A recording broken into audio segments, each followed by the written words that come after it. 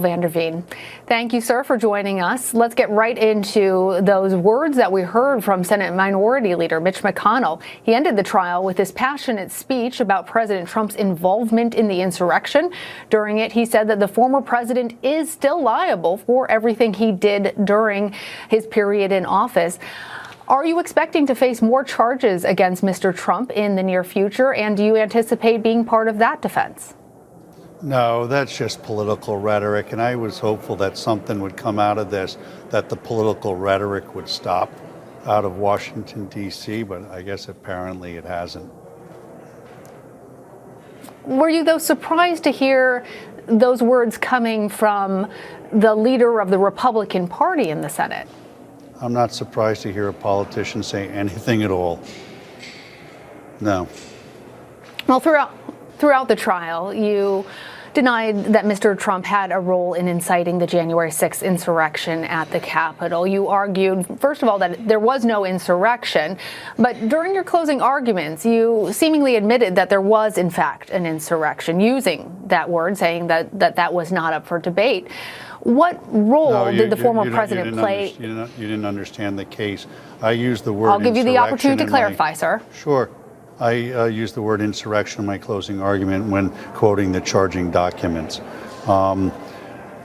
What happened at the Capitol on January 6th is absolutely horrific. But what happened at the Capitol during this trial was not too far away from that. The prosecutors in this case doctored evidence.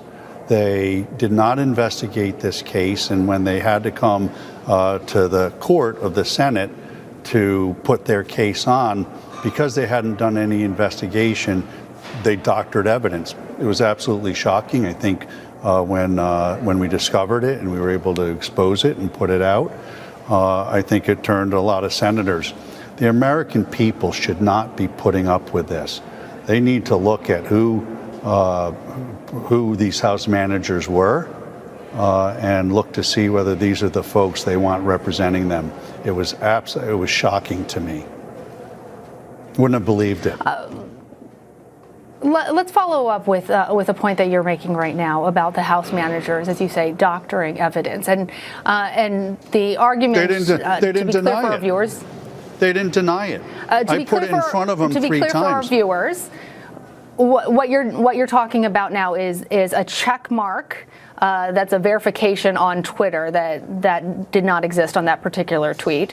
A 2020 that should have actually read 2021, and the selective editing, you say, of the tapes. Is that the doctored evidence of what you're speaking? Wait, that's not enough for you? That's not enough for you? Wait, no, sir, no. I am not a juror in this trial. What I'm trying to be clear for our viewers is what you're referring to, because not everybody has been following. It's not okay. Not everybody, to doctor sir, a little bit of evidence. Respectfully, I have not said it is. I have not said it is okay. Ma'am, your question is. I want to be clear for our viewers. Listen, what has to happen is the viewers about what exactly you're saying when you say doctored evidence. The media has to start telling the right story in this country. The media is trying to divide this country. You are bloodthirsty for ratings, and as such, you're asking questions now that are already set up with a fact pattern. I can't believe you would ask me a question indicating that it's all right just to doctor a little bit of evidence. There's more stuff that we uncovered that they doctored, to be frank with you, and perhaps that will come out one day. But we won this case, and I'm not a sore loser, but what happened, or a sore winner, I should say, but what should happen is somebody should look at the conduct of these House managers. It's unconscionable, aside from all of the due process violations that my client had. And the media should be looking at a square, straight way. The straight way. When I watch the news, I watch one station and it's raining. I watch another station at the same time and it's sunny. Your coverage is so slanted, it's got to stop. You guys have to stop and start reporting more like PBS does rather than a TV news show that doesn't have any journalistic integrity at all. What I'm telling you is that they doctored evidence. And I believe your question says, well, it's only a Twitter check and changing a year of a date here. They switched the date of a Twitter a year to try to connect it to this case. That's not a small thing, ma'am. The other thing they did is they put a check mark on something to make it look like it was a validated account when it wasn't. And when they were caught, they didn't say anything about it. They didn't even try to come up with an excuse about it. And that's not the way our prosecutors or our government officials should be conducting themselves. And the media shouldn't be letting them get away with it either. I'm tired of the biased media on both sides, left and right. What this country wants, what this country needs, is this country to come together, to take the left and the right and find a middle ground and start responsibly being our public officials, our elected officials. And one of the reasons why they do it is because of the media.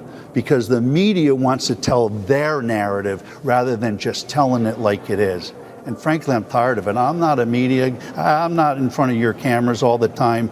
But what I've been subjected to this last week. I understand, and I've given you the opportunity. You don't want to hear the truth. Yeah. Okay. I've given you the opportunity. I will remind you that what I said was that for our viewers who have not been following all of the hours of this trial, to be clear about what you are speaking about. And I understand I'm speaking that you about seem the House very manager's upset. failure to prove their case. That's what I'm telling you. They weren't able to prove their case. You have won the acquittal of your client. Yes, and if you'd I like did. to continue to talk about this conversation, we can have that discussion. I don't need to. But for me to ask a question, A to